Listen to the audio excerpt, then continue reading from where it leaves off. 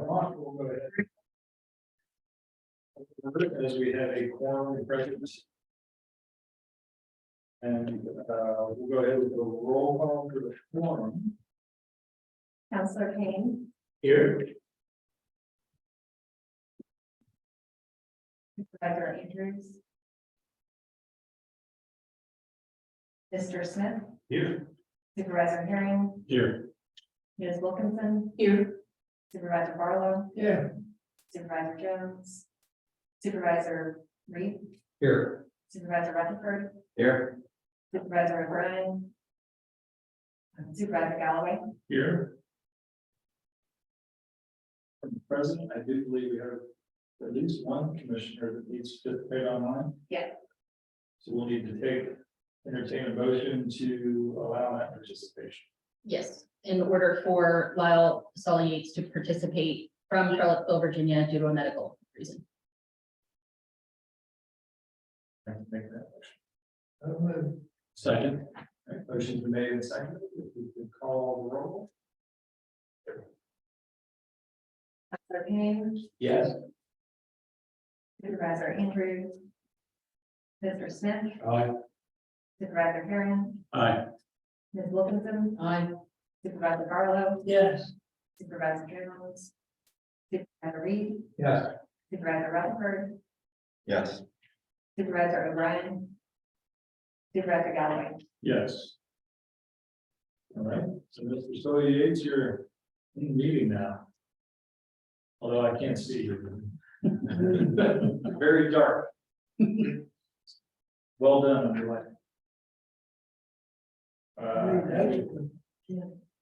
As well. Who? She contacted me. She doesn't. What? Correct. Supervisor Andrews, back to season. Advance notice.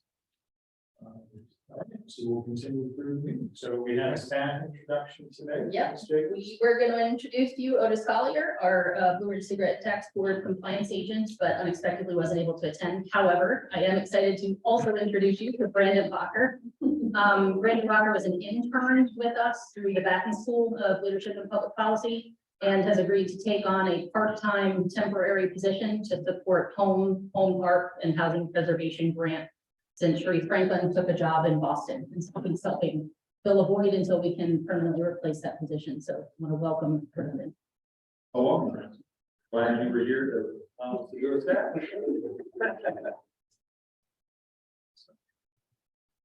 Welcome.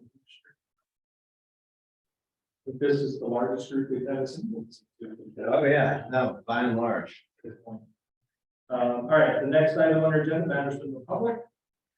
And do we have anyone, let's see, we're in the room for the public, do we have anyone online? Seeing none, we will close matters from the public. And the next item, we do have a presentation on draft home investment partnership program consolidated annual performance evaluation report for CAPER. And who will be doing? That will be Brandon. Brandon. Very good. It is all yours. Thank you all very much for the opportunity to allow me to speak. We do have a PowerPoint presentation as well that will go along with this. This presentation is mainly kind of an update on what we've been doing with CAPER and how CAPER has been currently active within our area. With a quick review, CAPER is the Thomas Jefferson, the Thomas Jefferson Home Consortium annually receives funds from the U.S. Department of HUD for Home Investment Partnership Program. CAPER itself is required by HUD, which includes reporting on activities completed, funds expended in the previous year's annual action plan. The CAPER provides annual performance on agency outputs and outcomes using accomplishment data, and the goal of CAPER is to compare the anticipated performance projected in the annual action plan with the actual accomplishments achieved. Moving into overall our home accomplishments for the program year 2021, we had 31 home projects funded. And you can see here as well just some of the following needs that are still being addressed through these types of programs. There were $679,896 of home fund available in 2021, and Of that, $576,198 were committed to projects in. This is as well just a, again, brief overview of what the home consortium is and how we are really segmenting where our money goes. Important parts here is that the amount of money that we receive from HUD does vary by year, but 10% normally is how we will separate it for administration and planning, and 15% of the HUD funds will then be contributed toward the community housing development organization, development of new affordable units through construction or acquisition and rehabilitation. The rest of that then is split evenly amongst the 6 localities: Charlottesville, Albemarle, Fluvanna, Greene, Louisa, and Nelson. Each county provides housing assistance through their designated sub-recipients. These organizations are experienced in their respective housing programs. They have endorsements of each local government and have boards comprised of local citizens. So moving into what the completed projects were for our program year of 2021, you can see here split up here by locality, activities, and type. So overall, the completed project amount was about $576,198.83. And that again reflects the earlier number of 31 completed projects. You can see these again split amongst the acquisition and rehab, acquisition and new construction, new and other rehabilitation programs. I think I'd love to add a note, if I may, on that last slide. It's important to say these are completed projects. That doesn't mean that additional funding wasn't allocated in each of these jurisdictions. So for example, Greene shows 0, but that means the 2 projects that they're working on haven't been completed yet, and so they're not showing up in that program. First segue, moving into, these are the home funds that are drawn committed, but does not mean that these are technically completed, which is why you can see a higher number of project numbers, and also the 2 green projects selected here as well. And then finally, what I think is also important to recognize is the overall demographics that we've had with these types of projects here. And these are reflected here as well too.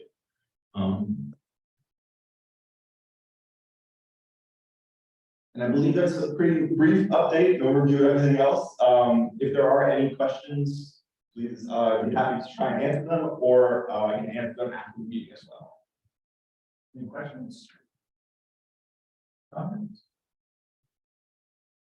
I was pleased to see that the on the median income piece that the bulk of them were at 50% or below. Who were the recipients of that? That's sometimes a struggle. It seems at the locality level, doing like zoning taxes on this and that. It was more that 60 to 80% range. Very good. Thank you, Brandon. And now we're going to have a public hearing on this item. So we will open the public hearing. And no one in the room to speak to it. Anyone online signed up to speak? That public hearing is complete. And the public hearing is now closed. And Christine, for helping on that one, is there anything else that we need to do? There's no action, we just need to. Thank you. Very good. Then we will move to number 3, or one presentation. This is on the Blue Ridge Cigarette Tax Board update. Thank you, Mr. Chairman. Just looking back, it's been almost a year since we actually did a formal presentation to the commission about the formation of the Blue Ridge Cigarette Tax Board, and a lot has happened since then. In fact, it didn't even have any last time we talked to you. We were in the early stages of working with the localities to put the board, with the administrative effort together. So I wanted to come back to you today and talk to you a little bit about what has happened, particularly the first 6 months that the local taxes were in place. All those revenues were running through here and then making their way out to the localities that are participating. Just to remind you, this whole cigarette taxation authority came about as a result of some legislation in the 2020 session. As you know, counties have long been advocating for additional revenue raising authorities. And we got some, including the authority to tax cigarettes with some guardrails put in place. The following year, there was some additional legislation, Senate Bill 1326, which kind of gave the set out the parameters of the regional cigarette tax boards, encouraging the use of boards composed of at least 6 localities, and then define various duties and authorities that such boards have. We took the approach in this region, and again, some of the local governments in our region came forward and said, hey, TJPDC, this seems like something that's just right up your alley to do an administrative effort regionally instead of each of the local governing bodies having to do this and administer and enforce and store stamps and buy stamps on the road. So we said, sure, much about cigarette taxation, but it was a team effort. It was a team effort, and ultimately resulted, you may recall, probably about early fall last year, where we provided an agreement to each of the local governing bodies that was interested to approve that would establish their membership in a regional board.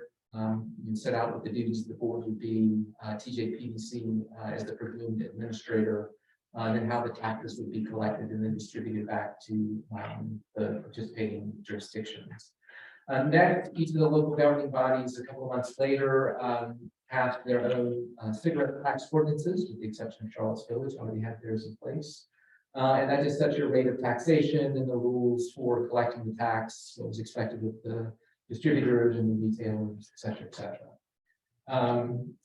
And just so you know, we are in a fairly good company. The Northern Virginia region had an existing cigarette tax board that the other 3 that were formed subsequently were able to draw heavily upon for some guidance and forms and documents. So very helpful to have that prototype out there. But Chesapeake Bay has a board. They're over the northern neck.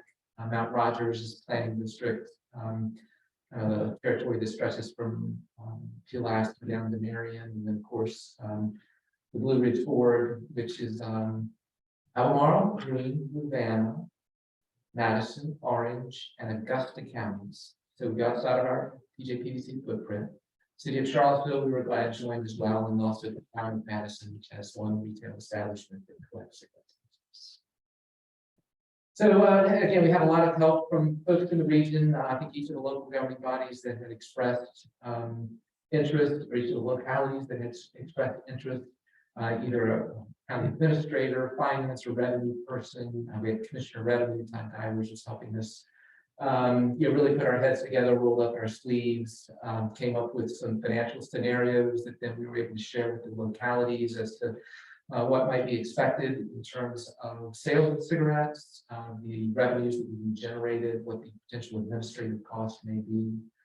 We're also at the same time, again, this was last fall, we're shaping the framework for what the board would look like and how it would function.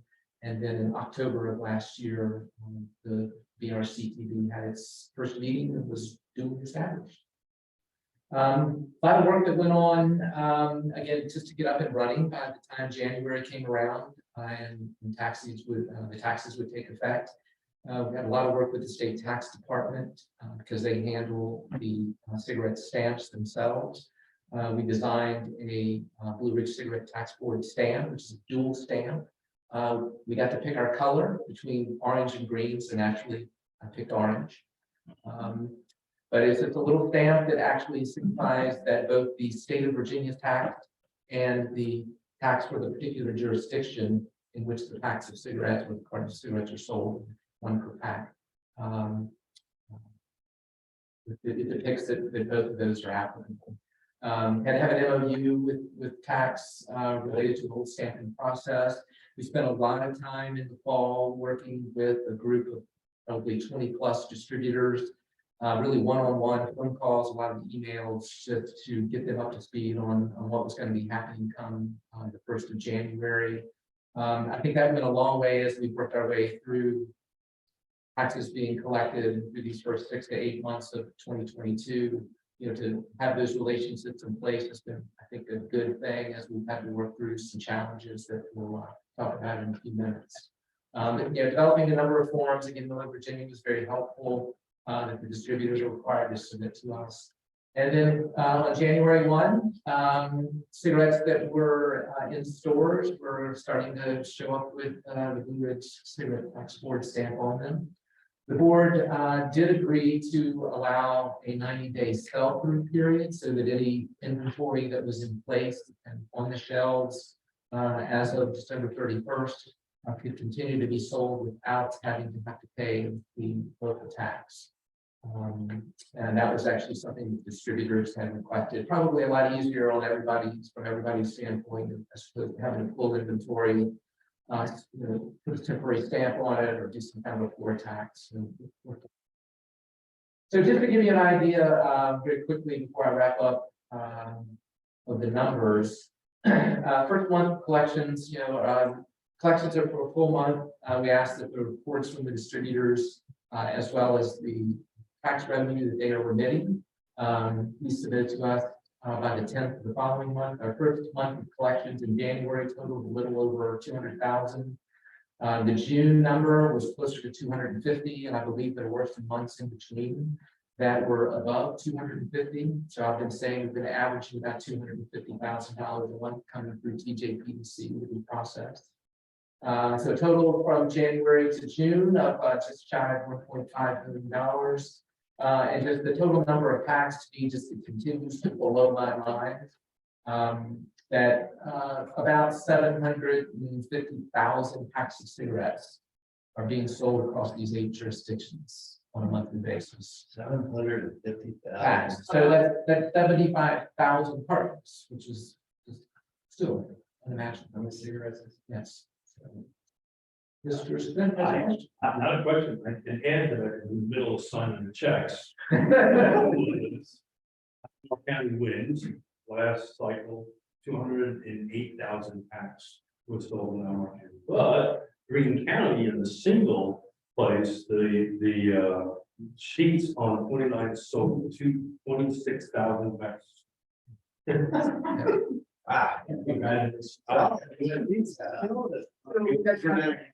I think if we looked at the data, if, just anecdotally, that's what we've seen. If you have a Sheetz or a Wawa, you do it pretty well.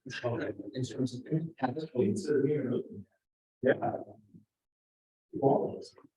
Yeah, she's. Sheetz are, yes, probably, yeah, and then you have the other Wawa coming. Is that in the city or the county? The ones right there at Greenbrier. Where's the line? It's close by there. I think they're all.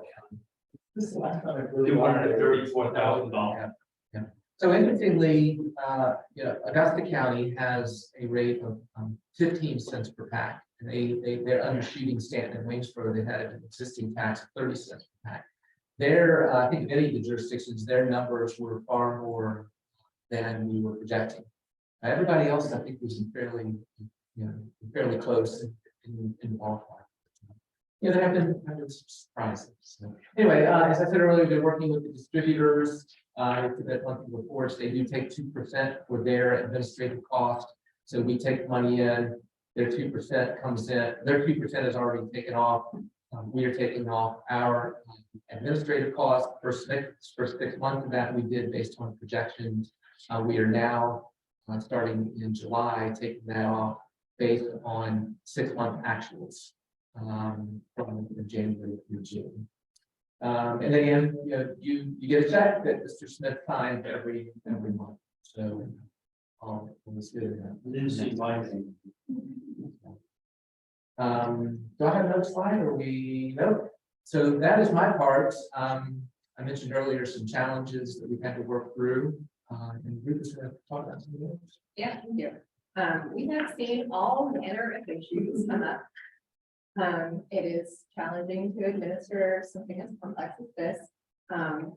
We have had everything from the wrong tax amount collected by the retailer. We've had the wrong jurisdiction attributed to that tax amount. We've had the tax collected at a location outside of our footprint. We've had calculation errors on reports that were submitted, and any combination of those things, and probably other things that I just haven't put in the document. But it is a lot of record keeping and keeping track of who did what, when, and where And we definitely need, our agent out in the field helping make sure, the stores are reporting correctly to distributors, and so the distributors report correctly to us. Here's a real example from January.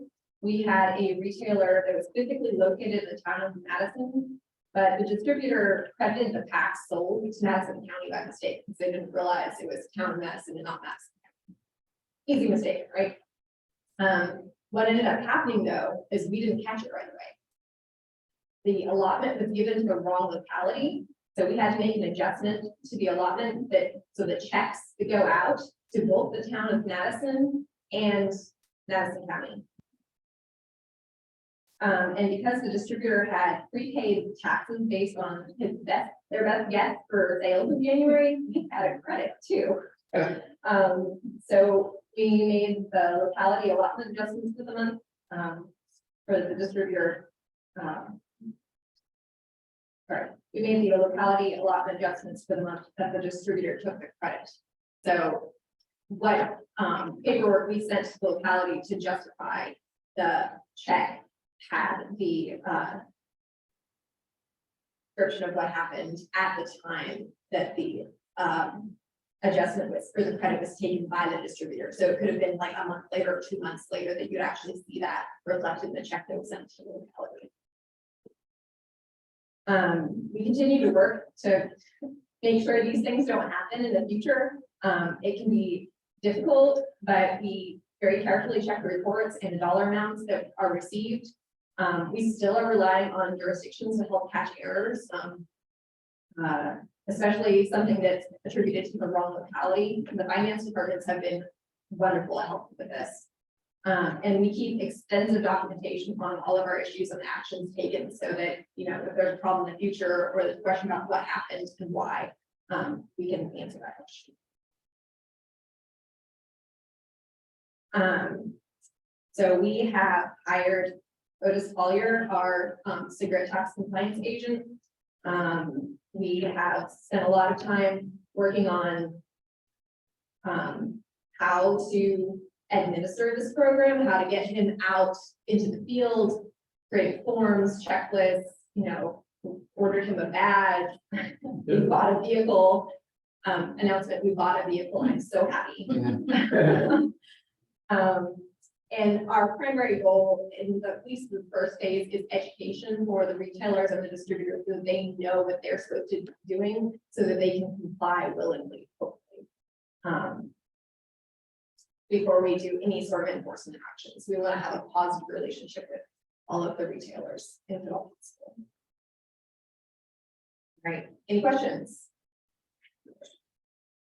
Does a car smoke? It's brand new. I feel like smoking is louder. I didn't get this. Okay. Yeah, it has that nice new car smell. There you go. That's good. We do have just a very basic website, that I think looks pretty good for, having put together pretty quickly. Just list the purpose of the boards and contact information, shows all the jurisdictions that are involved and the tax rates for each one of those. Distributors could use it. We have all the forms that are available online as well. There's some resources on there. And then, of course, the board meeting minutes and agendas are posted as well. Nelson and Louisa are not participating with that, correct? That is correct. Of yes. course, we don't tax cigarettes. No. We love freedom. So if, Up in Louisa, by the way, that's because you tax all those fruits, pretty much. yes, we have 4 within TJPDC and 4 outside. So does my board, at least, when they talked about this, thought of the tax as a deterrent over time. And that doesn't look like a deterrent to me based on January. It's too early to answer that, but do we have data to compare to just on sales that says, well, like I would imagine it'll shift based on like the Augusta that was kind of a strategic move, it sounded like. So the purchases are coming over, but I think the rest of the counties are closer together with their rate. So there shouldn't be any movement really, like, oh, I'm gonna go over there because they're 2 cents lower. But I mean, We don't have any data from pre-tax that was not available to the state in terms of what was being sold, tax cartons, by jurisdiction. My sense is that with, people that are out there looking to buy cigarettes, that if you have maybe this is what you're seeing in Augusta, Stanton, Waynesboro, that maybe initially, they would go across the line to get cheaper cigarettes, but I think over a matter of time that you're going to see, it's going to become a matter of convenience. I'm going home from work, I'm going to stop here, whether or not it's in Charlottesville or Albemarle, as you put it up 29. I think it's also that January through June, we have to keep in mind, there was a grace period. So the increased revenue over time could be just retailers eventually coming on over, so it's not necessarily increased sales. And we'll We know- probably see that as that agent gets out. Yeah. We know we had some that were kind of a little later, getting going than others, so. So it's a good thing for somebody in a political position to say, well, this is a tax. This is a tax that should decrease over time. When in reality, you're kind of like, really? Yeah, and I think- Lifestyle choice may not necessarily be decided, especially if it can be addictive. It's an inelastic good. I think it'll take a while of collecting trend data and operating for a full year and then comparing year over year how those numbers. And I looked it up, there was, I guess over the course of the pandemic, cigarette used to, sales.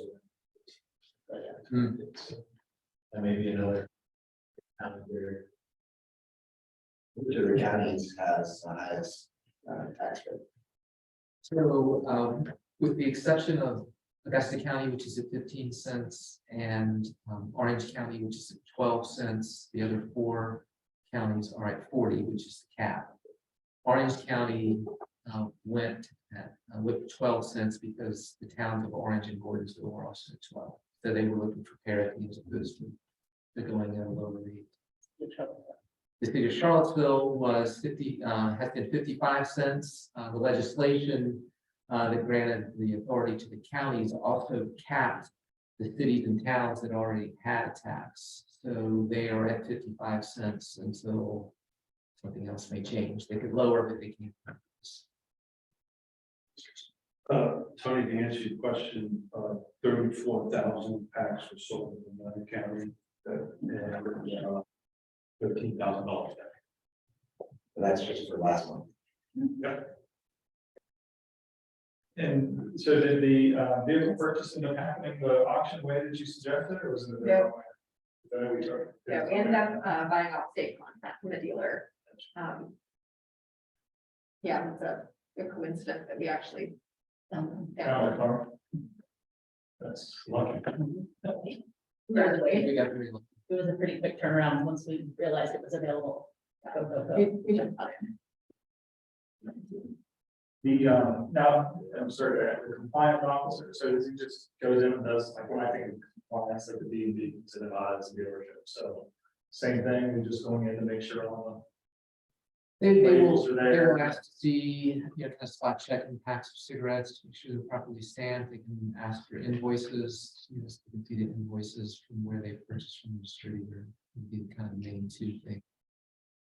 But again, initially, I think we got over that we're aware of somewhere between 230 and 250 retail establishments across the 8 jurisdictions. So again, we're going to spend, I think his initial rounds are going to be, introduction, building relationship, information, education. We'll try to work things out.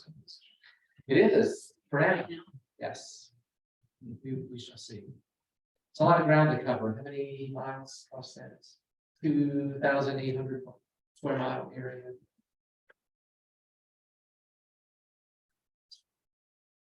Not that we know of, but we haven't done any compliance yet. So we anticipate there are retailers out there. We just have to identify.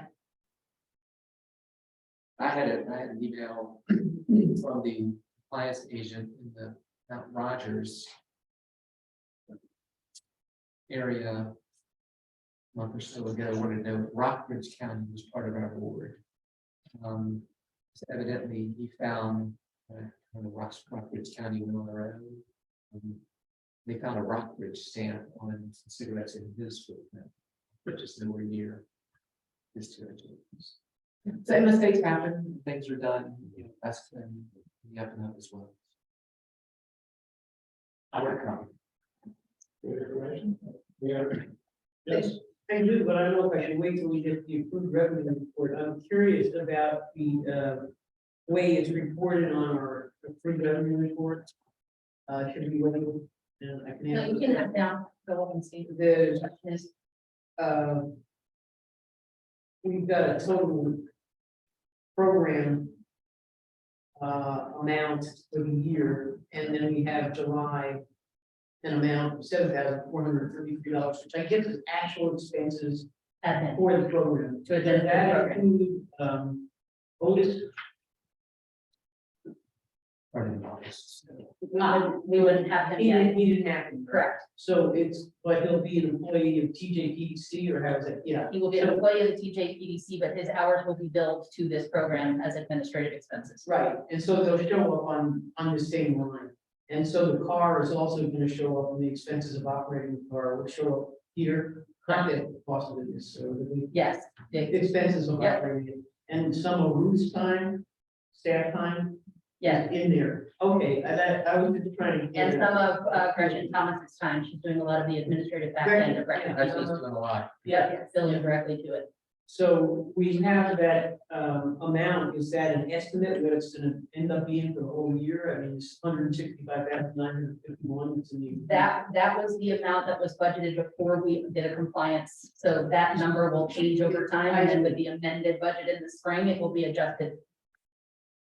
Very well. And then the other thing, when we get to it, is when the fiscal year 24 budget, there is a number in there which looks low. It's 140,000 or something.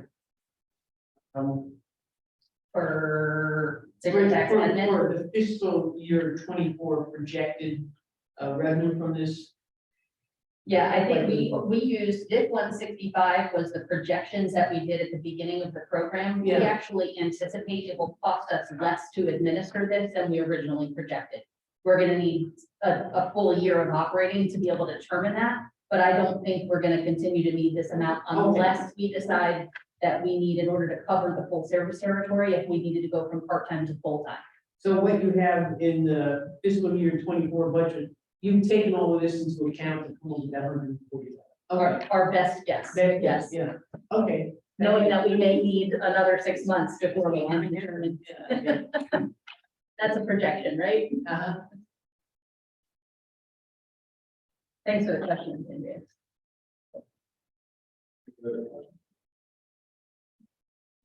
we'll go to item 4, which is the consent agenda.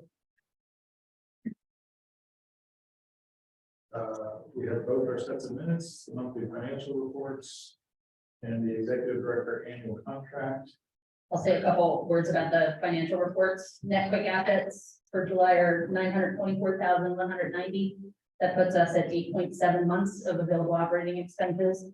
Our unrestricted cash is back up to 505,129. That's 4.76 months of operating expenses and unrestricted.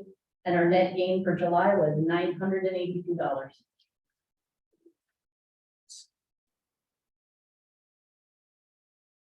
That's all I was gonna say about that. And then the annual contract, it's just up for renewal, and the salary that's in there reflects the previous decision that was made in the spring. So it's just administrative. Let people decide. Chairman, I move that we approve the consent agenda. I've got an amendment to the minutes on the 4th, with the notes that I was present, but I wasn't. I wasn't on. You got it was correct on the closed session. The closed session showed up. You just showed up 3 hours later. Mr. Chairman, I move that we approve the consent agenda as presented with that amendment. Second. Right, motion's been made and seconded. And we can just do a vote by acclamation. Everyone in favor, say aye. All opposed, say nay. And that motion carries. Thank you. Consent agenda. Congrats, Christine. You Thank you. All right, number 5, new business. First, draft policy for remote participation in all virtual meetings. One. Right, you have in your packet a memo and a draft proposed policy on remote electronic participation in all virtual meetings policy. And this is really, it's doing a number of things, but it's combining a couple of policies from the past 2 years that the commission has approved to bring them in compliance with some changes in the state law that actually are taking effect today. This was September 1st as opposed to the July 1st effective date for some of these changes. In the memo, they have for you, notes the 2020 policy was to allow for the commission to hold virtual meetings. This was done during, I think in April, right after everything started shutting down with COVID. And then we came back in 2021 and the commission adopted a policy to allow members to participate from remote locations in commission meetings, which had actually been on the books in the state code for a while, and we just had not asked you to adopt that kind of policy. So virtual meetings, just very briefly, virtual meetings piece, under the code provisions at the time, we're allowed for a state of emergency, which is what we're in with COVID, and then the remote participation, as I said, have been in place for a while. The new policy addresses both of these areas in one policy. That's the way that the new state law is written, envisioning one policy, and then it adds more provisions to address both the how and under what conditions the commission and its committees, as it's proposed, would go about holding virtual meetings, again, consistent with the new law. Planning district commissions were not among those public bodies that are not being allowed to do all virtual meetings. So you know that from your local governments were excluded, school boards, planning commissions, boards of architectural review, boards that deal with licensure, there may have been one other, but PDCs were not included in that. So we are bringing forth this policy that would envision at some point, if you needed to use the authority for all virtual meetings, you could do so. So the policy itself is a 3-page policy. It has, I'm going to go over just briefly 3 parts of it. There's a short section at the beginning stating that it is the policy of the commission to allow remote participation by individual members in the meeting to allow them to participate. And then also that section states that we can hold all virtual meetings, and these are kind of the basic tenets of what's included in the code section that requires you to have a policy in order to be able to do these things. It also states in this section that the policy would apply to the commission as well as all committees that are created by or under the authority of the commission. And I think it is, I don't know if we want to mention, Christine, what we would envision doing separately for the MPO. We would envision the MPO also taking this up, and then if they adopted the policy, adopting it on behalf of their the MPO tech, the CTAC, and the But for this policy, it could be applicable to regional housing partnership and any of our created partnerships, boards, working groups that are qualified. Is this, and I haven't had a chance to read through this, but does this policy apply to just normal meetings, or is it instead of emergency? So it does apply just to normal meetings, and in fact, the participation by an individual member in a meeting, where a quorum is physically assembled, and I believe like you did a month ago, Mr. Barlow, those are still allowed, and it's the same provisions that you've been operating on. It's 2 meetings or 25% per calendar year, whichever is greater. In the case of the commission, it would be 2.5, so it would be 3 meetings. And that is for the personal matters. If you're wanting to participate remotely because of a medical condition, or you're taking care of some family member who, is sick, you can do that as many times as you want. It's just personal matters where there's the limitation. Correction, I'll cover this. But I didn't know it was anything, TJPDC bylaws that restricted this, or is it just a state?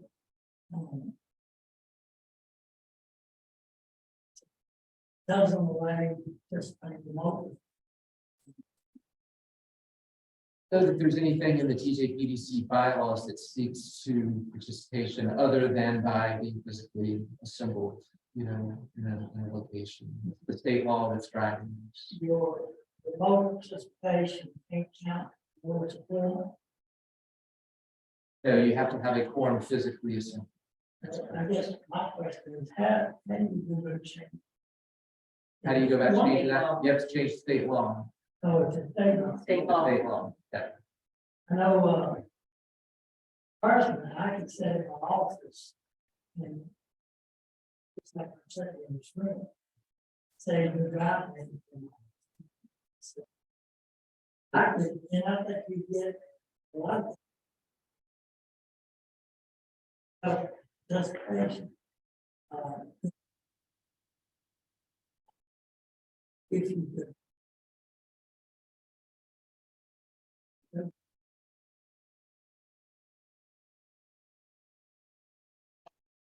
Legislative stuff is to get that.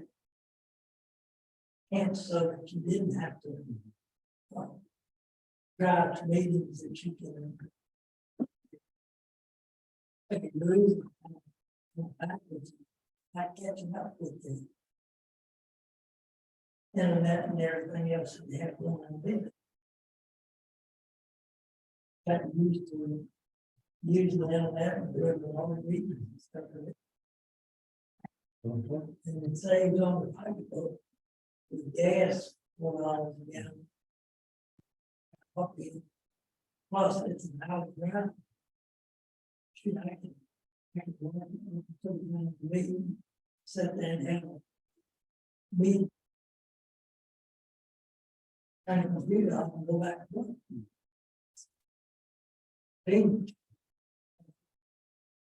See if there's any answer so that you can.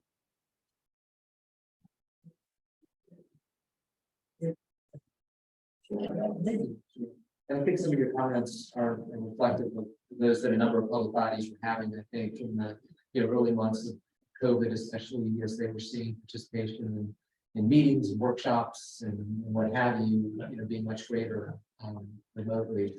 The main legislators, a woman who actually had served on city council in Alexandria, I believe, became a delegate, was the one that introduced the bill that was approved, and she, in her introduced bill last year, wanted it to be applicable to all public bodies to be able to do virtual meetings.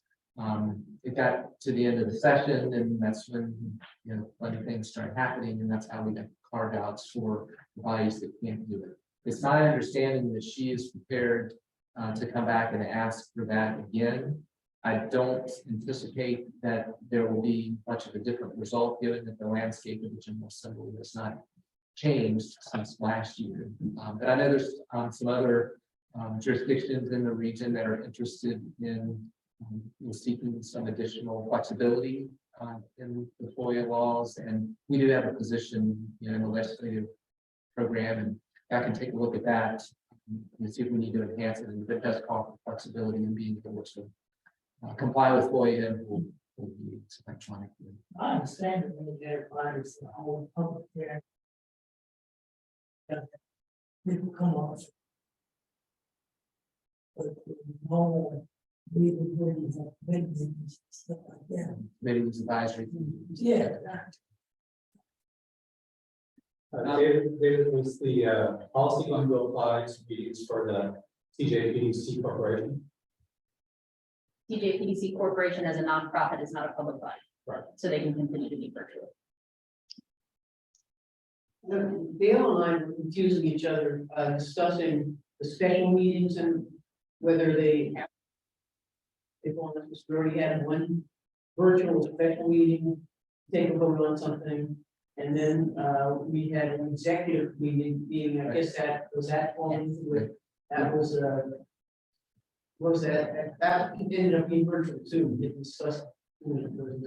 Anyway, how do they influence the number of meetings, and have we already used up all our virtual meetings? Wasn't those, they were before September 1. Yeah, the reason that you, Yeah. that the Executive Finance Committee was able to have the virtual meeting as well as the commission last time is that the commission itself is still operating under the local emergency declaration in the city of Charlottesville. There's a provision in the code that allows, you know, if you're a public body and you are physically located within the jurisdiction of, you know, locality that has adopted a local emergency, that you can do, you know, a virtual meeting. So once that is no longer in place, then we would not be able to have these, you know, we would not be able to have these special and committee meetings all, you know, to be all virtual under that, but they would have to fall under the same rules that the commission would then as well, in terms of you can do it twice, or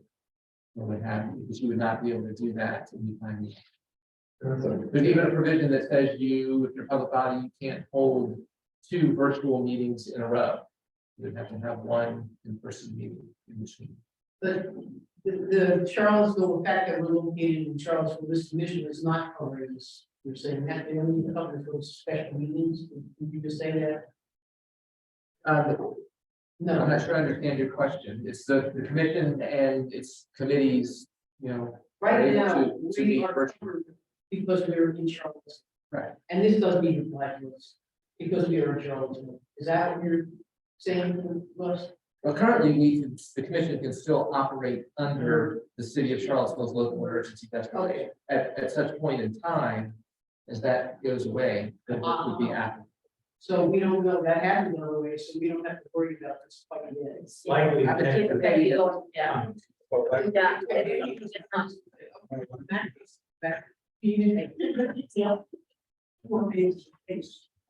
In that case, since it turns out, well, it's ending, we are actually under the 7th Tuesday.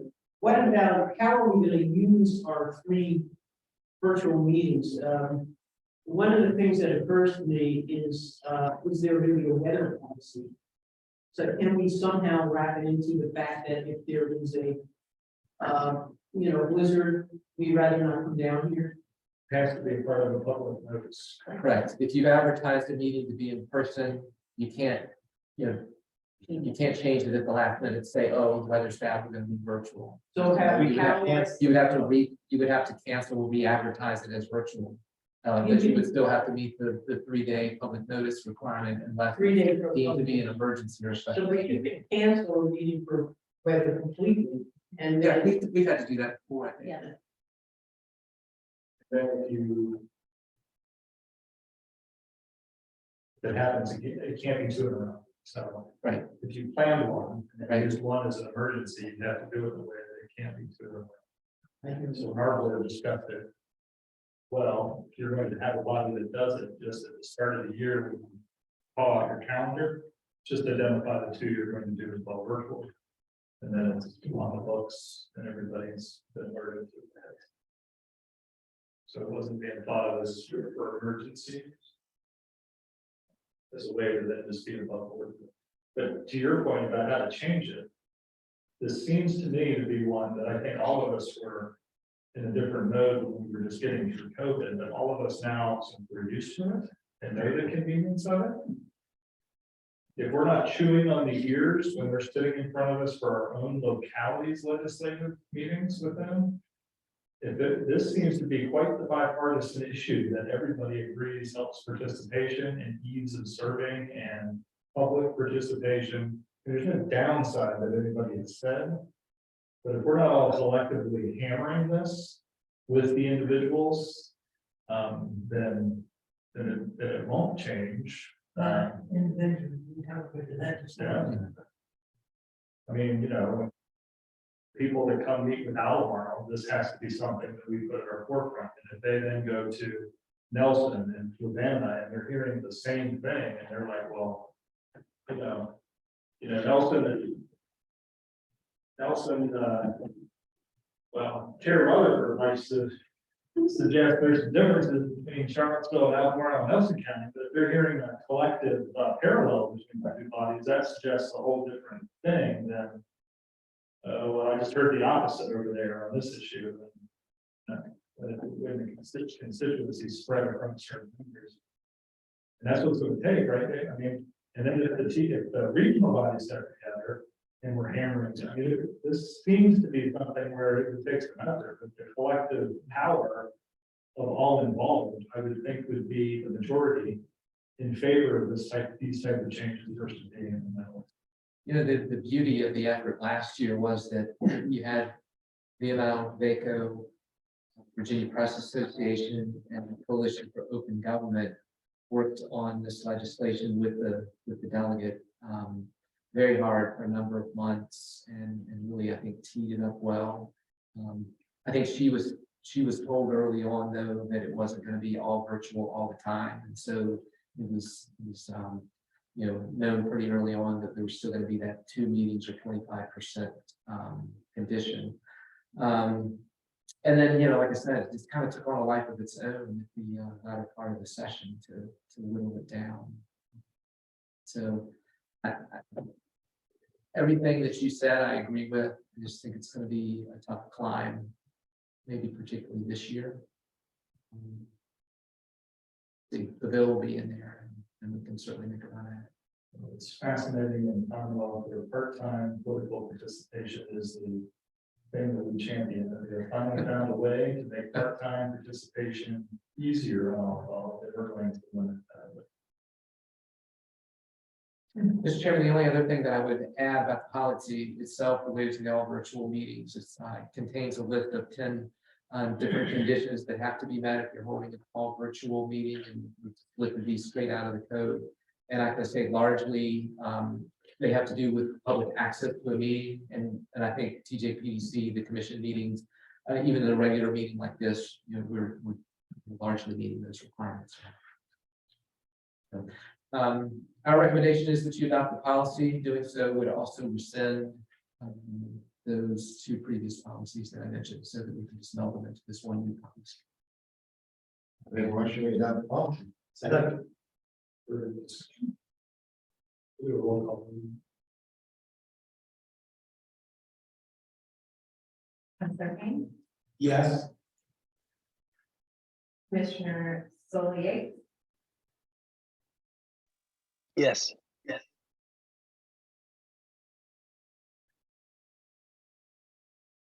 Chris Smith, Aye. Supervisor Hearing, Aye. Ms. Wilkinson. Aye. Supervisor Barlow, Yeah, Supervisor Jones, Supervisor Reed, Yes. Supervisor Rutherford, Yes. Supervisor O'Brien, Yeah. Supervisor Galloway. Yes. Right, motion carries. I would suggest that we put on future agenda a conversation of how to use the tributes.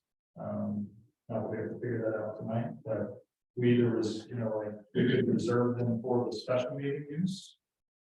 If that seems to be the more difficult way to get at them, or maybe 2 for reserved for that and 1 for a month that the board or the commissioners agree would be a good month to be able to do that. But it probably is something we should not wait around to say, oh, maybe we wait the next one virtual. We should probably plan it so that they can be. Now, this could be used, because this has been an issue prior, having a forum on the board, whether that's winter time or some other time. Would this be an opportunity to utilize that for resolving maybe something, an item or a situation that didn't have a quorum? If we know in advance of the public notice of the meeting, Sure. yes. But So if we get to game day, we don't have a quorum, we just schedule another meeting, we can use it that way. You cancel the meeting. you can cancel the meeting, yeah, and then the next one is this. that one of the questions earlier, is a state rule that your virtual participation can't count towards your quorum. I mean, you may have, Yes, It's gotta be. yeah, it's gotta be a physically simple. And then the board votes to allow.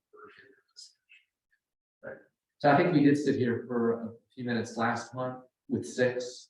when you and Mr. Andrews and somebody else, I think, were trying to participate remotely, but until we got that quorum. It'd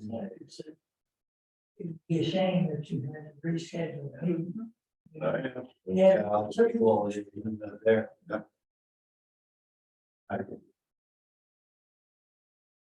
Sounds good. No more legislative. I know, this is government people.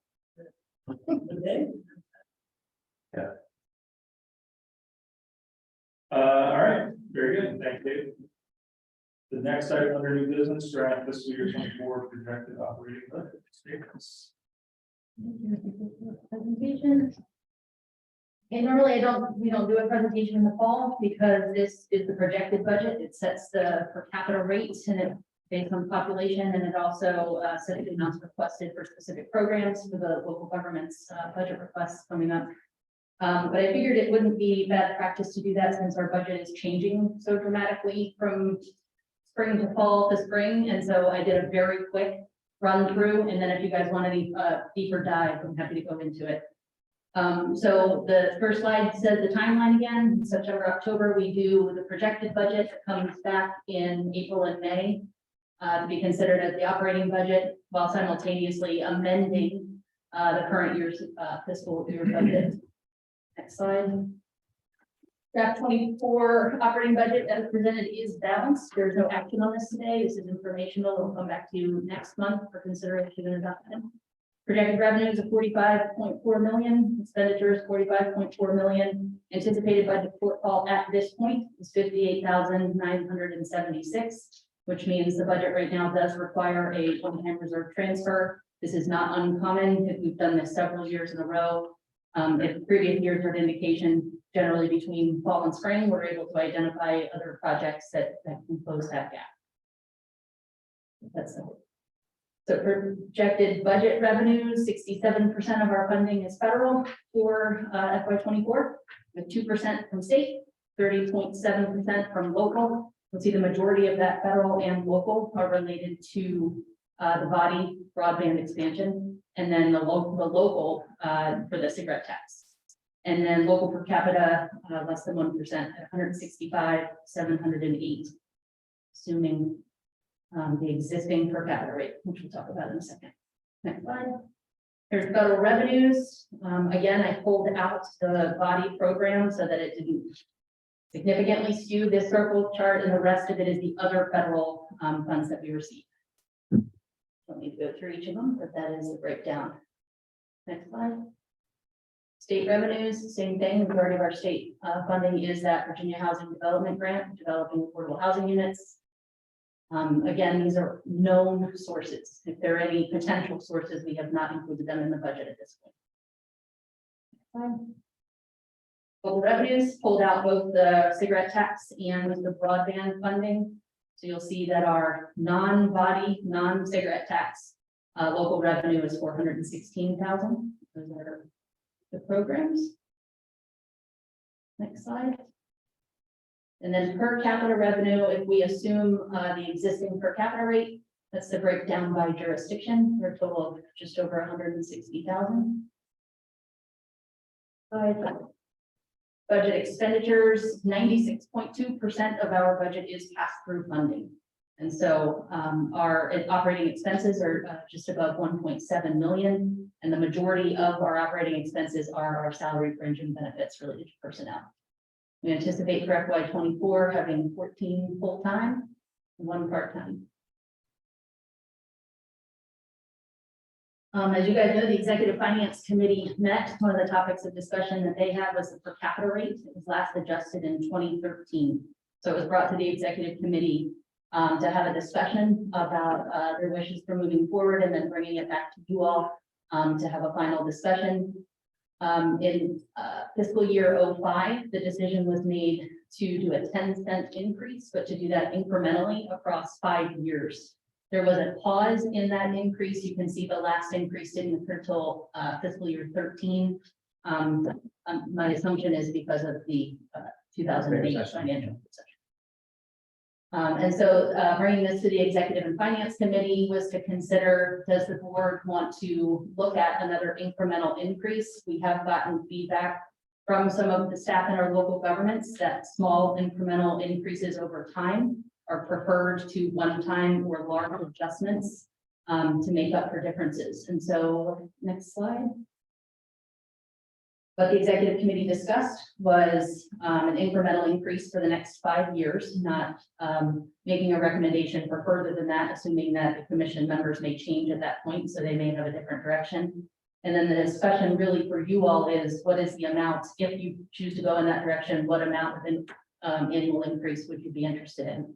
The table above that just shows at the current population projection from the Weldon Cooper Center, a 1 cent increase would be $2,594 split across the 6 jurisdictions. So we are talking about an incremental change. It's not a large change. So if you went with a 1 cent, it would be $2,594 a year. 2 cents would be double that. 3 cents, triple that.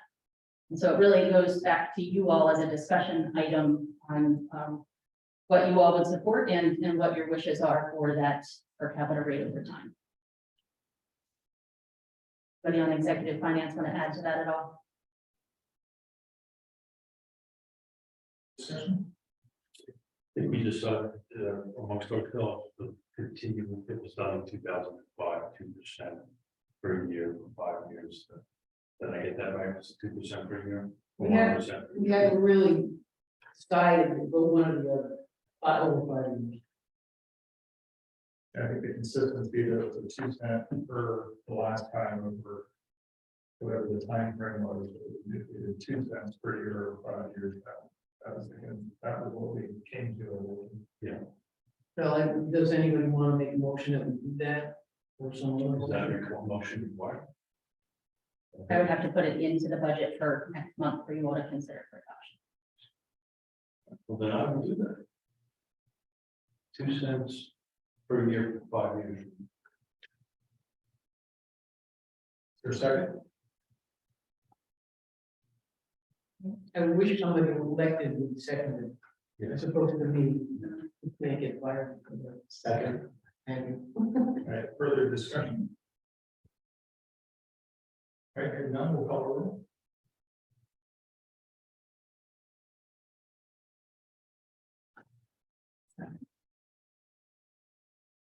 Griffin, Yes. Commissioner Sully Yates, Supervisor Andrews. Oh, sorry. Sully Yates. You're muted. Yes.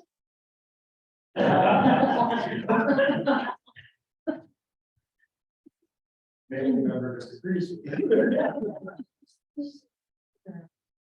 Andrews, Mr. Smith, Aye. Supervisor Herring. Aye.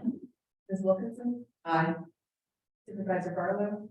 Clarification, this is just put it on the agenda. Next, This is to incorporate it into the budget that you all will consider next month. Your respective boards, I think. Right. Your respective Yeah. boards, yes. Send that to you.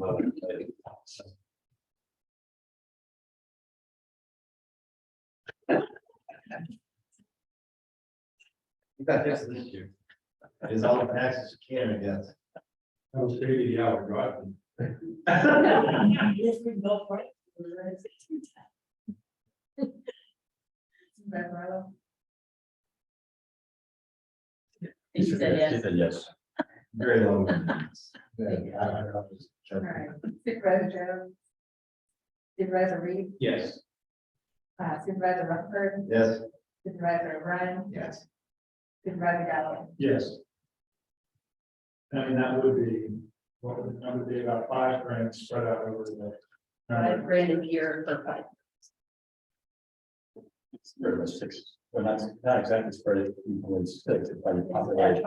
So So we're not necessarily something. So it's the biggest per capita contributor. Well, I'll trade revenue streams. Yeah, but Mr. Chairman, you gotta look at a cigarette tax. I know, right? All that. then there was, I believe, one final slide. Yes, all right, so this is just for informational purposes, the indirect cost rate that the agency uses is determined by dividing administrative indirect costs by program personnel costs, and that rate does fluctuate over time. It is based on actuals for 1 year, so the FY 21 actuals sets the FY 23 indirect costs. FY 22 sets FY 24. It is important for us to be paying attention to this indirect cost rate. As you guys can see in FY 23, this current fiscal year, there was a significant decrease that is directly due to the FY 21 transitions that occurred in leadership, holding the COO position vacant, having an interim ED, and then you'll see the FY 24, that indirect cost rate went back up. That's a direct result of coming back to in-person technology upgrades, fully hiring administrative staff. And so that is a number we want to be paying very close attention to, and is something that as staff, rather than looking at this at the end of year actuals, we're now going to begin doing quarterly calculations to be looking at that indirect cost rate throughout the year, so we can make adjustments as needed if we need to, rather than waiting until the end, since it does have such a significant impact 2 years after the fact. So I just wanted to let you all know that is a pretty big change for next fiscal year, not completely it's unexpected though, based on the history. So that was just for informational purposes. Do you have any questions on that? I would just say I really appreciate you doing this work. And I believe that is the end. I'm happy to take any questions related to the budget.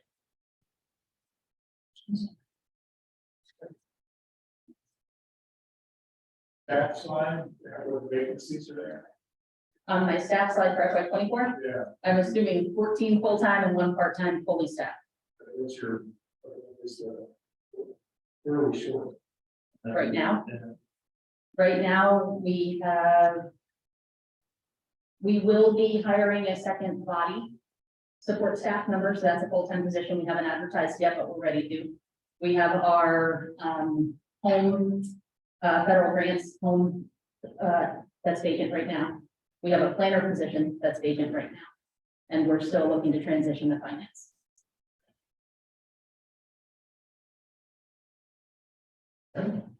Another question?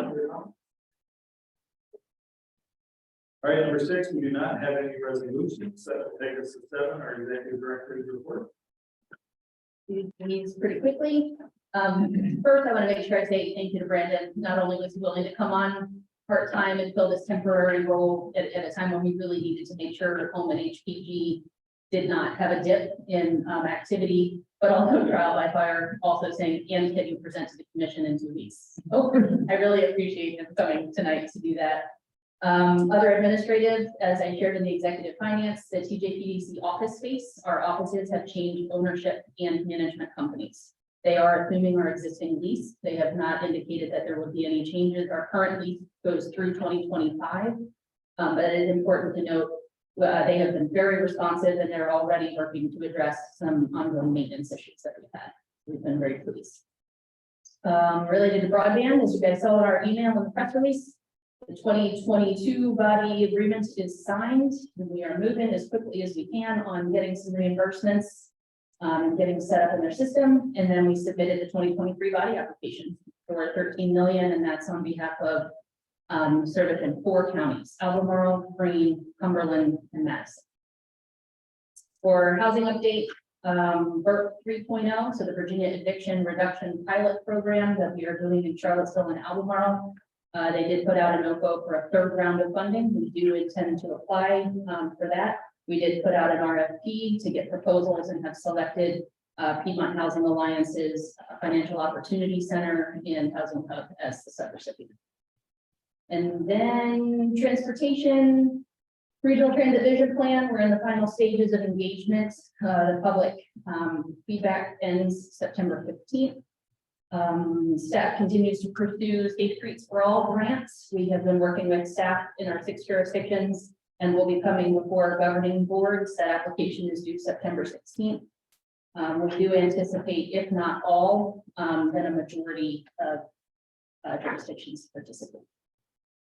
For environment, just want to let you guys know, the RRBC annual conference is September 29th from 1 to 3 o'clock. It's at the Louisa and Clark Exploratory Center. We're very excited about that. And registration you can find as an active link to this agenda that went out, but also it'll be in our news this month. So you get the newsletter, you'll be able to register that way.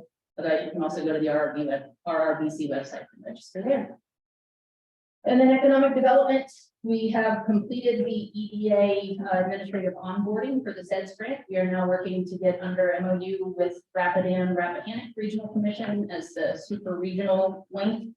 We are working to invoice local governments for the local match, and then we will be setting up a steering committee in order to get that work going. High level updates, happy to answer any questions if you have them. The Vanny grant, the garage project, the feedback, MOU. I'm not sure if you can answer that question, David. Have you heard anything back from that? Have they did not accept the MOU? So the latest that we were told was that they were still compiling comments from the local governments and not just ours, but because they had some other areas of the state where there were similar agreements. Was expecting those the final version back a week ago tomorrow. And it's still received it. So aim them this week, to see when it's going to be coming and That's going to slow up. If the MOU is not accepted, that can create problems. If it's accepted, from lobbying board, it creates problems. So I've heard it list problems. Not accepted. yeah, once we get that back, we will certainly share that with you and the others. And imagine that there would be some expectation of a decision in a certain period of time, but I don't know what time frame that would be yet. I hope quickly, because the grant's underway.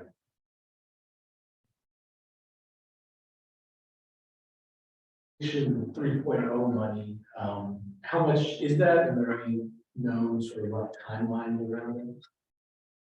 How much is that? The 2.0, we applied for $250,000. I have not seen Ian's final, but it'll probably be similar, $250,000, $300,000, somewhere in that range. It does require an additional component of work with the courts. And we've been working to get letters of acceptance that the courts are confirming that this activity is occurring. And then adding some funding into that grant application for a person to serve as like courts liaison to be, pulling dockets and being in person. And so would that money basically go to existing backlogs or new applicants? That money would go towards staffing the landlord outreach, the case manager, it's not called case management for eviction reduction, and the court liaison position at the Financial Opportunity Center, as well as direct support for household level recipients. And that direct support, is that just partially cover existing arrears and review for new applicants?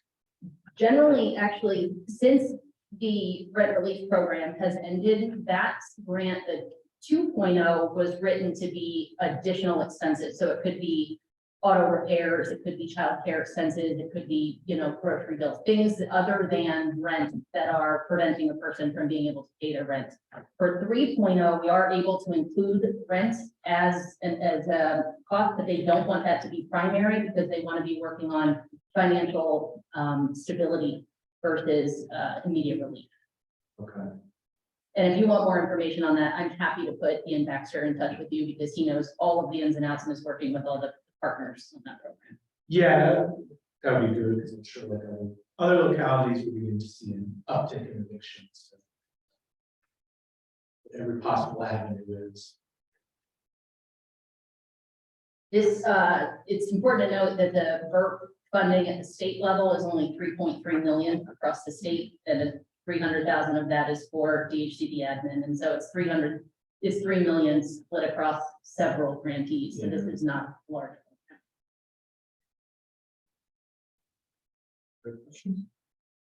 Has the participation of the localities for the Safe Streets for All been robust? Are we As we have only had one jurisdiction, staff state that they would likely not be participating. So that's That's good. all. They would not be participating.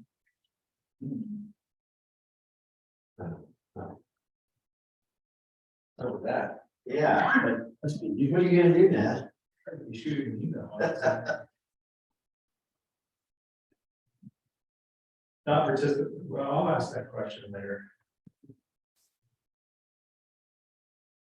And to be clear, this has not gone before any of the other jurisdictions governing boards. And so right now it's staff stating that they're going to bring it before their boards. It's going to be up to the local governments to decide if they can state. So that does not mean the other five. I Definitely. already had 6 hits nodding, so that's curious, the answer. In public, all right, we'll bring it on. You asked. I'll do that around the table. All right, closed session is not needed, correct? Correct. And we'll go to the round table. The next item. Nelson County, want to start? I'll go with the birth order of the jurisdiction. I'll put some Ernie's due. supervisor Ernie's Reed. back. Ernie's back. Thank you. Just, I'll save the comments for you. Oh, The comprehensive plan is going forward. We've had 4 public outreach meetings where our consultants, the Berkeley group, are gathering data as to where they are. The first week of October, we're going to have a public meeting to have a report back to the public of the data that we've accumulated so far, and to ask the very big question, what it means. And there are plans for joint board supervisor, plan commission, planner meetings, something whatever. Following on that.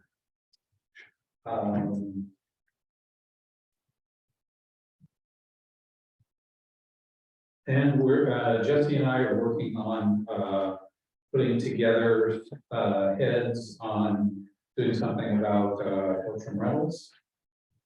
Jesse's working on the enforcement revenue angle. I'm kind of working with the planning department on establishing goals along with the planning commission on what would the goals and objectives be relative to short-term rentals, something that we're all dealing with, as we all know, we're running little. And y'all, so hopefully we can benefit from some of the things that y'all might be doing right. But so far we haven't started. Tommy said he was gonna ask you what your ideas were first, then he was gonna do it. And Jesse, you can take it. Okay. Yeah, conference plan was very exciting. Had added an additional workshop, which was good. We have a fair amount of ideas that we have to float around as it relates to a recent land acquisition. We hope to do some really exciting things for Nelson County, both now and into the future, and put ourselves in a place one that the residents are excited to see the county contributing to, their life and longevity, as well as something that will help alleviate young families leaving our county or just never coming at all. So that's going to be a big deal next week. As it relates to broadband expansion, we just keep running out of fiber because we get so much of it. We've told to take it from Greene County and Fluvanna again. I gotta look that word today. Whatever your facility, we ransacked it. Hold on. So that's great. Skylar, that community's starting to get it. As it relates to other fun things we have, right? The comprehensive plan is dominated life. Broadband's still growing. I think we have still had this side discussion we've had with Albemarle times in the discussion of glass. You still don't really have an avenue or a destination for it. I'm gonna have to look at your guy again, or Ernie.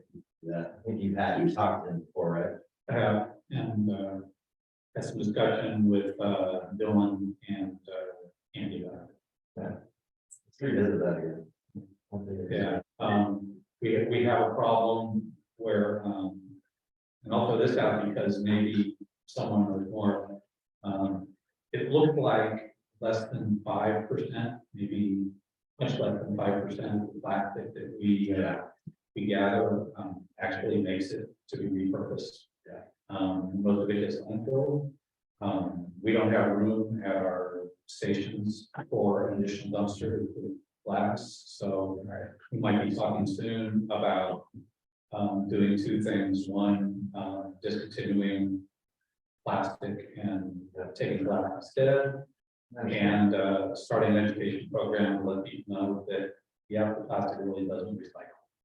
To a great extent. So that's all in the idea stage right now, but that's one thing we talk about. The cost of transferring glass, of course, because of everything more of it. But we do have a big glass used in the county, so we may have an opportunity to get something. And beyond that, short-term rentals, that's gonna be a dominating topic for the next several months as we and the plan commission kind of digest and figure out what it is.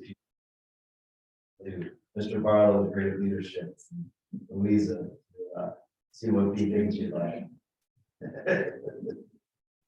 So other than that, I think that's all. That does with you. Thank you. Go to Louisa. Scarlett. We'll follow up on this is the short-term road, we've gone that route.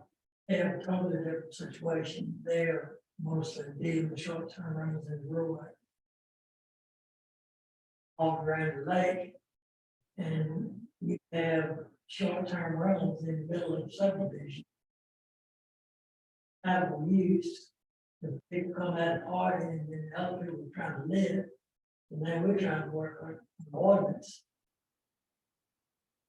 I don't have business right now.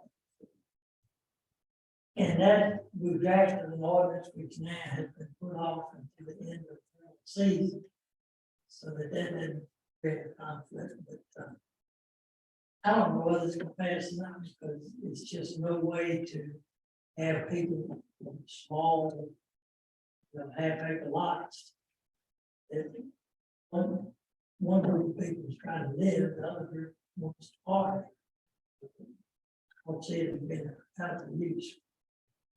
Louisa has been kind of quiet in July and August. We have gives us a good work. And also gave me an opportunity to I questioned, and Christine has been a great help, and Christian now and illustrator. Now, often wondered, just what it is that TJPDC is doing, directly for Louisa County. And I found out that there's an awful lot going on that I didn't know about it, and are the same way. Our county staff directly with TJPDC, and so they know things going on. And when I questioned, they started mentioning different things that are going on. I didn't have a clue. So, and as the liaison back to the board from this week, I'd asked, and they're working on that, Christian Bowman is a report that will demonstrate the value that TJPD is having to the county, because I think unless the rest of y'all fall private what's going on tonight, I just think we didn't know a lot of things that were being done. You can't appreciate it. I think that report, and the county administrator now will have a report in his industry that lets the rest of the board know what TJPDC is doing to help Louisa County there. And I don't know what the rest of you are, but the rest of my board and have a clue either. So it's really been beneficial to have the discussion that's been going on for the last, I'd say 2 months. Because there are a lot of things that real help to the county, but, you know, if you don't go back, you can't appreciate it. So I'm hoping that there's gonna be the newsletter that comes out is just very broad. Doesn't say a whole lot, and then we have meetings here. You know, we go around and talk about what's going on in the county, but as far as specific of what the TJPDC is doing with your county, I don't think most of us know. It's been all right. Helps me alleviate some of the negative attitudes I have. Just knowing that things are going on that, you know, I simply didn't know about it, and as the liaison back to the board, I feel like I should know. So, thinking that may get corrected and, we will be apprised. You know, relationship and. Well, as far as I'm concerned, that's probably the biggest single one in reason. Wow. You dominated all three. I'm gonna agree. I have one little thing that I wanted to talk about. Greene has Culpeper Soil and Water Conservation District. I think the rest of you have a different soil and water conservation. But I'm sure you have the same programs. The letter I just got from them says, they received 8.9 million cost share funds for stream buffering. And one thing they've added that's new this year is they will pay for ongoing maintenance, which is something they distinctly avoided doing. They will also upfront pay for these 35-foot double buffers by the acre, a pretty decent sum of money for easement for them to be able to do the maintenance. And we have had at least one partner, Resource Environmental Solutions, national, going door to door, trying to get landowners who have Fluvanna River watershed frontage, which is streams of various kinds that run into the Fluvanna, to sign on for some of these programs. So if you're not aware of it, you haven't heard about it, it could really probably benefit some of the landowners in your area, and I'm sure you the number for your, well, not sure. I don't know what it is, but it's probably a bigger number than the one that we have.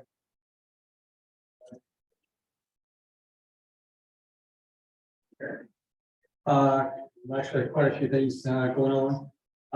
Some good things, I guess. We have our startup town halls back after COVID. We kind of stopped doing our town halls. The first town hall back will be September 15th. We started in Monroe District. Our water project is moving along pretty well. So we're hopeful that within the next 2 to 3 months, I'm assuming it's going to be 3 months, we'll be out of the Service Authority and Greene County Water Authority will start it, and we'll then charge our own water authority. That's good, bad, or indifferent. Depends on your point of view, but at least we'll be in charge of our own future at that point. EMS, emergency services, we are emergency service advisory board and committee of that board is bringing forward a recruitment and retention, hopefully a policy to be adopted by the board of supervisors. We're having a real issue. You may have heard in the news, a local fire department that basically went on air and said they didn't have enough members. They were not responding to calls, permits not being maintained. And there are 3 conditions that you can use to dissolve a fire department. And those are the 3 conditions. So we're trying to improve our recruitment and retention, trying to improve our volunteer personnel. As most of you may know, when you lose your volunteer force, it's a huge burden on the county to fund those departments, especially in a small rural area. Tourism seems to be taking quite a few hits in Greene County. We had another meeting concerning 2 tourism projects. One is the expansion of Lydia Mountain, and it had a huge outcry from the public and opposition to it. So that project failed 4-1. So it seems that tourism's going to hit. I'm not sure why. In Greene County, I think it started, to be honest with you, our short-term rental. We actually had a short-term rental special use permit for R1 areas. We have it, am I right, in A1 and C1 based on certain conditions. And one of our subdivisions was getting hit pretty hard with SUP requests for a short-term rental. And so we ended up rescinding that for residential areas, subdivisions. So be careful that you go through that process. I'm not sure how it is in Louisa. You probably have more pro-tourism than anti-thing. At the lake. Get away from the lake in the rural area, it's not. We had an area at Green Mountain Lake. We actually had a lot of investors coming in buying properties when we started seeing it. So that was something there. One of the things I am trying to look at doing to help with tourism is to see if we can increase our TOT tax by 3 cents and then see if we can use that 3 cents additional collection to fund out public safety as it relates to tourism. Because one argument we have against everything that comes before our board related to tourism is that it impacts public safety. So if we can take away that argument, maybe we can help get the ball rolling, at least screw some things over. Not sure how it's going to work. It requires legislative approval. I know some of you have gone through that process. We're looking at that right now. The other thing you may have heard, we've got a county administrator, maybe an issue. It seems he's been recommended for a superintendent position at Spotsylvania County. And that's been in use quite a bit recently. So we're not sure what's going to happen there. Possibility we may be going back through a search for another county administrator. We went through that 3 years ago. That's a possibility. We're not sure the likelihood. And I think that's all I have. Mr. Smith, sir? I'm gonna tackle the kind of government side. I'm gonna talk to some a couple minutes if the commission will allow me about a recent trip I took out west and shared it with the regional housing department executive committee. There's been a lot of short-term rental conversation at the table today. 2018, the city set myself, Chip Boyles, and Dr. Peffian out to Portland to be part of a national school board. We're using auxiliary dwelling units. Started off as kind of an affordable housing and housing affordability path. That lasted a year.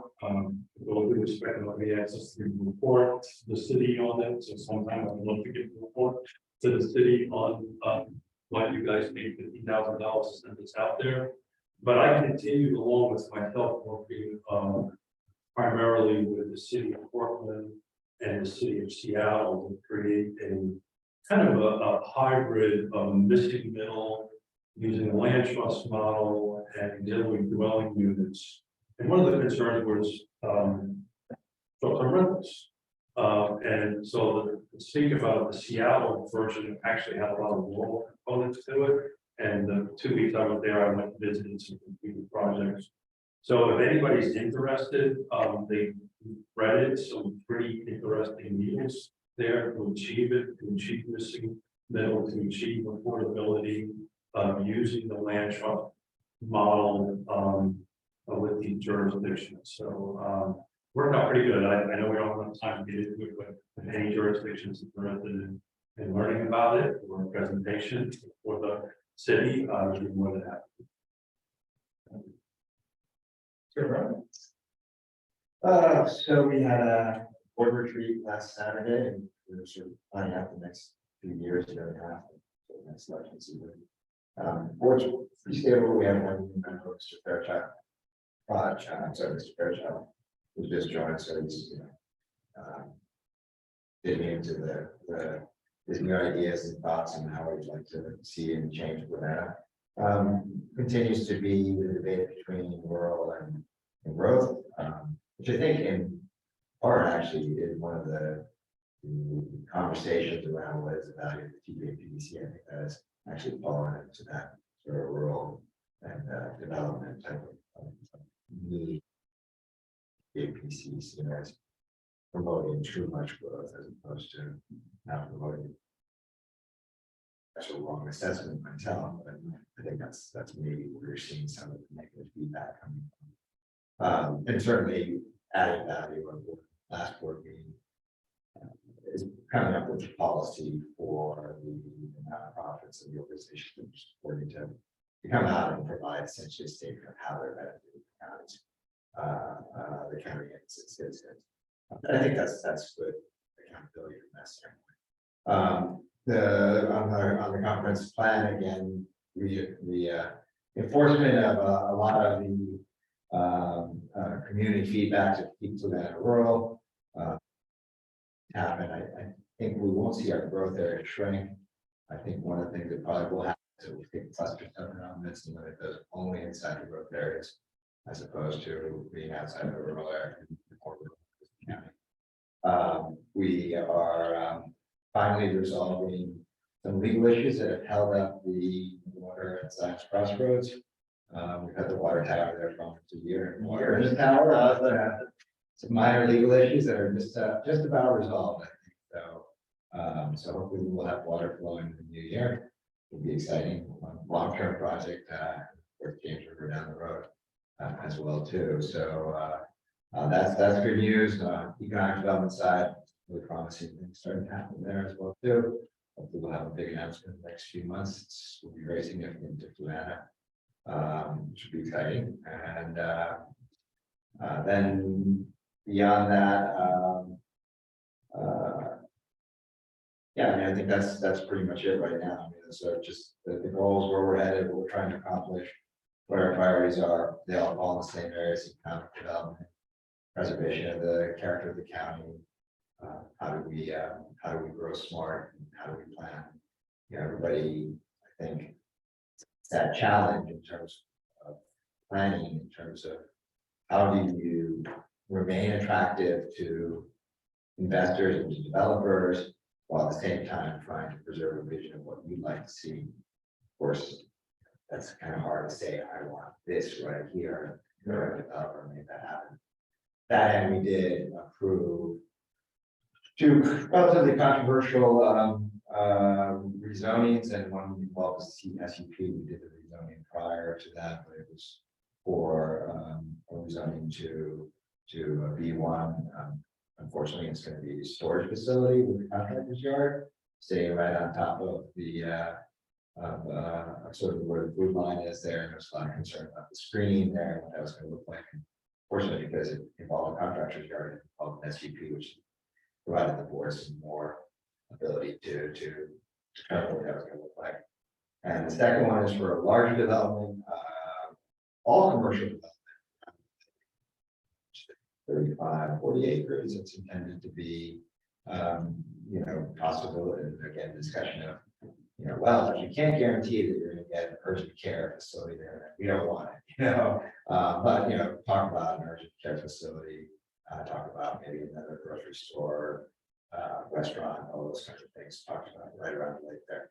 But, I was proud to see that pass, because that was really the first time that we had seen a just pure commercial development brought in front of the board. And it felt really bad for our board and said no. So those were two successes there. I think that was 3-2 there. So that's it. Compliment just one thing on there. I think the hardest and most strangest thing that we have to define is rural. What does it mean? What does it define as? Is it a tree? Is it, a farmer's field? And it's so interesting, because when we did our comprehensive plan and we asked a local rural event and what, someone who may move here to define it, it's different, So how it is that you kind of look at that is not a simple thing. Very complicated. Yeah, and educating citizens on the fact that it's depending on where your infrastructure lies. Yeah. It's easy to say, well, why don't you put that sort of development for that? We got no water over there, we can't do that. It's a challenge. City of Charlottesville, Mr. Tellier. How's my audio, Stud? Is this painful? Good. Fantastic. I never know how it's going to go. So big plans came out, our analysis of our zoning, existing zoning, and our possible inclusionary zoning. Both came out, both late. Interesting reading, very visual. Not quite done, in my opinion. There's still some pretty big questions we're not really clear about. How does the middle part going to work? We have a good sense of low density and high intensity, but the middle is sort of unclear. But I'm encouraged that it's based on numbers. It's based on real finances of development in Charlottesville. So hopefully we'll see some policy based on math soon.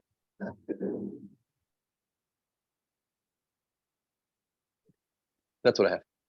That's what you have. Councilor Bennett? Let's do it up the world. I remember Charlottesville got feedback from our local character. It's really broad. What are what's happened in the past month? The inclusionary zoning proposal, which came out with specifics, which would be for apartment complexes that are 10 or more units, would be required to have at least 10% of units be affordable as defined as 60% of AMI for 99 years, which would be a pretty big change. Currently, there's no requirements for affordable housing in any developments. For developments smaller than 10 units, there would be no requirement for affordable housing, but there would be incentives where a developer could get either greater density or parking requirement reduced if they include an affordable unit. Why not say only 60% AMI 99 years? And we've had a little bit of, if anyone else is thinking about inclusionary zoning, we've had a little bit of discussion about an idea on top of that, which would be, is there a way to tie it to housing vouchers? And the idea would be some percentage of inclusionary zoning units would be first right of refusal for the housing authority to pair a tenant who uses the voucher with that inclusionary zoning unit. That would be a very substantial change because it would get the AMI level down to 0 to 30% AMI, not just 60. And from the perspective of the landlord or developer, they would actually make more money on that than the 60% requirement because they're going to get about market rate from voucher payments. It's a pretty new idea. New Haven, Connecticut, that discussing that pretty big. Big wait list of voucher holders who can't find housing. Schools have started back up. Started bad on the school bus front. We had 40 school buses and only 7 drivers. We did this year do a pretty big safe routes to school initiative, which I think went well. I mean, it's still a bad situation, but it went a lot better than it could have without that. Let's go try and just get more school bus drivers. And we will be looking to have a presentation from the Regional Housing Partnership about ADUs. Zoning. That's case because it was actually you, I mean, from you paid for it. The city paid for it. Well, whoever coming, Got it. Can you talk a little bit about that first one, the bullet point of vision works? so how New Haven set it up, similar to ours, 10% in certain apartment complexes required to be affordable.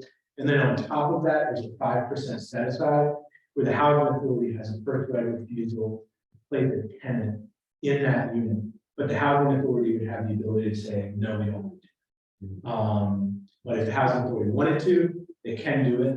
The key thing is there has to be a strong relationship between administrative capacity on the part of the housing authority, the city, in connection with developers, because developers really can't afford to have a period of even a month where there's a delay in moving a tenant in. So that's what New Haven is piloting to see if that administrative side of it can work out. Does that make sense? It did, thank you. I wanted to make sure I understood it was rental, not purchase. Right. Thank you. The biggest thing with Albemarle, just over the past month, we had our retreat board to get going on our new strategic plan. We had basically extended our prior strategic plan by a year, so now we've kicked off the effort. strategic plan and then tying that in with our 5-year financial planning and forecasting, so the strategic plan, all, and the comp plan is going along for the ride. That'll take longer. But it was a good session. And I'll just say we call our Airbnb our homestay ordinance that we've had in place now for a couple of years. We deployed ours from rural area, 5+ acres or more has one set. Rural area under 5 acres is a different layer. And then our development area has a whole different set of procedure. And just this past month came up where we delayed a vote on one, dealing with LLCs versus private person being the applicant, how to deal with that. We have a residency requirement that the place has to be your primary residence or the resident manager's primary residence. But if the owner's an LLC, they have to come in and ask for the special exception to have the resident manager. And the question becomes, how many LLCs do you own? Because if one name could, you could have 5 different names, 5 different LLCs. So we still, we do a lot of special permit, special exception on ours. We have some that go to consent, some that must be heard before the board. And it's still something after 3 years of action that we're still working through to make sure we've got the ones that we want. But it's in place, and I'm sure our team or staff will be happy with others. We've seen the whole piece. It's not just around one area. It's townhomes within the development area and houses being built that look like hotels to huge estates being in the rural area and runs the whole gamut. So it's an interesting, it's definitely an interesting thing. In my board, 6 very different views on our board. There are lots of areas. That's really all we've got on out now this past month, and then all will be the strategic work, and then we'll leave up to the budget. Very good. Thank you. And then under other, the other item is the next meeting is October 6th, but we do not have a September meeting. So this is the September 3rd.